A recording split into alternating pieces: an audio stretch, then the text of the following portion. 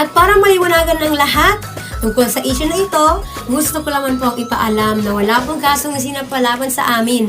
Sa katunayan, naging mahinahon at mapayapa ang pag-uusap namin ng kampo ni Lenka at nauwi po ito sa pagkakaroon ng kasunduan hinggil sa pamamaraan na muling paglabas ng kanta sa mga online streaming platforms. At ngayon nga, nais kong ihayag sa inyong lahat na malapit na po naming ibalik sa mga streaming platforms ang kantang Selos. Kasabay na din po ng iba pang kanta ng aming produksyon. Muli po natin mapapakinggan at masasabayan ang kantang Selos.